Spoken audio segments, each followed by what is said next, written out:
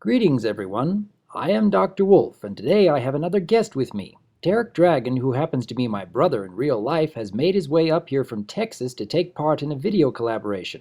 Now, I've mentioned Teric in one of my previous videos, but until now he has never actually appeared in any of my work, so I'd like to introduce you all to my brother. See the resemblance? Hey, you folks. Nice to see you. Could you tell the viewers a bit about yourself? Well, I can assure you that even though I am a dragon, I wouldn't hurt a fly. I'm a computer programmer, gamer, amateur artist, and all-around geek. And I love animals. So you would fit right in with the Brony community.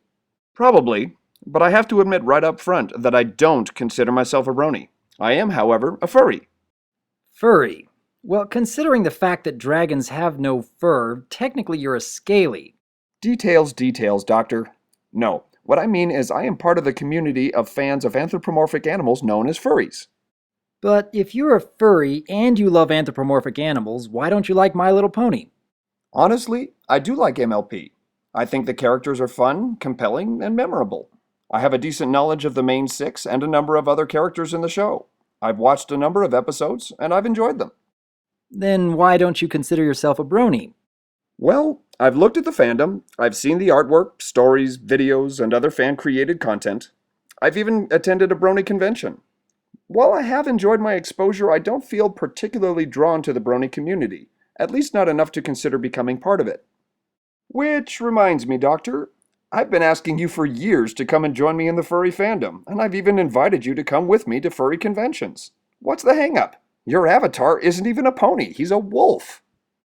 I can see a few aspects of the furry community that seem interesting, but not that many. They do produce some interesting content here and there, but it's not near enough for me to want to take part much in the fandom. I beg to differ.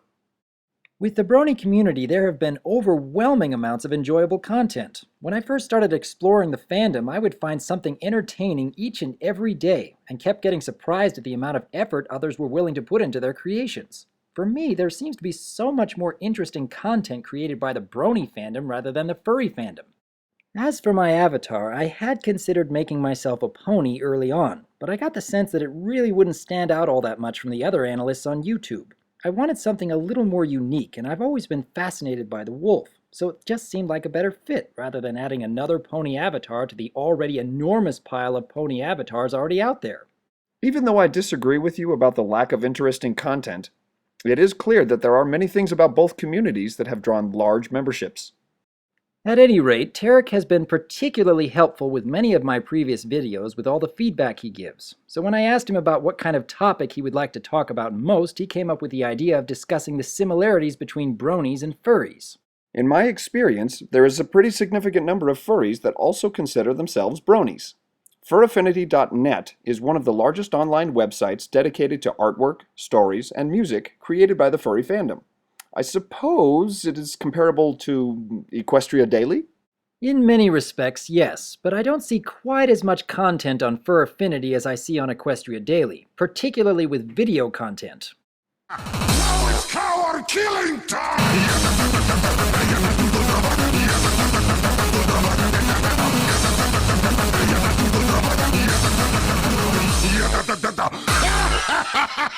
At any rate, since the start of MLP Friendship is Magic, I've observed an increasing number of pony-related submissions on Furaffinity.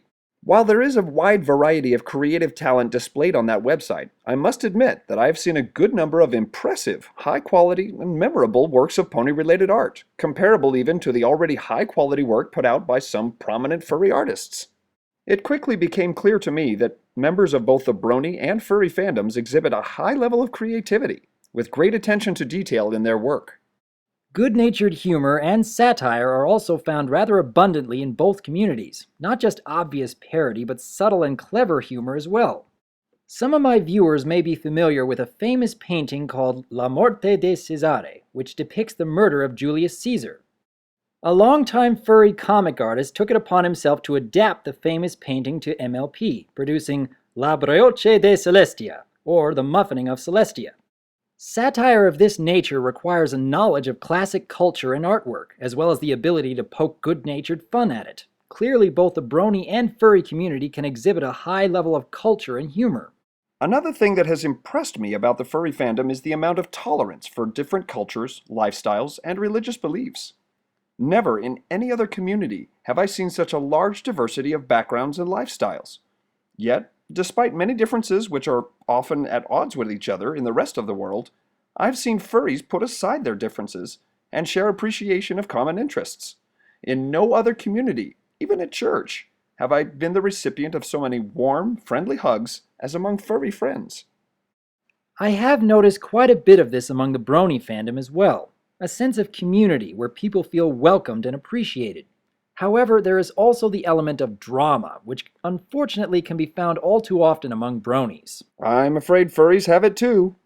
As I have already mentioned in some of my previous videos, emotions among bronies can sometimes flare pretty high. I have read my share of angry or whiny forum posts, and I've seen unnecessary emotional outbursts from several bronies. I am certain that those who are responsible for these outbursts feel justified in their actions, but it seems to me that the amount of drama found within the fandom is somewhat higher than what I have observed outside the fandom. No, you're wrong! Gah! Right. I have to agree here from the furry side. We've gone so far as to create an unofficial mascot for the phenomenon, the Drama Llama. Another big part of the furry fandom is costuming, or as we call it, fursuiting. Personally, I'd rather not get into that. Aw, no fuzzy hugsy fursuits? Please, no. Moving on. So, if these similarities between bronies and furries exist, why isn't there more crossover between these two fandoms? There are some that would suggest that the brony fandom emerged from the furry fandom in the first place, though I don't agree with that personally. Nor do I, but I think part of the reason is because there is a greater amount of cohesiveness between the brony community compared to the furry community. Within the brony fandom, there is almost a universal enjoyment of the show which our community surrounds. It would be really hard to consider yourself a brony if you didn't enjoy watching MLP. With the furry community, however, there are far more reasons as to why someone wants to become part of the fandom. There really isn't a similar starting point for furries as there is for bronies. Yep. I personally got into the furry fandom because of the movies that affected me deeply as a child, namely Watership Down, The Secret of Nim, and Disney's Robin Hood.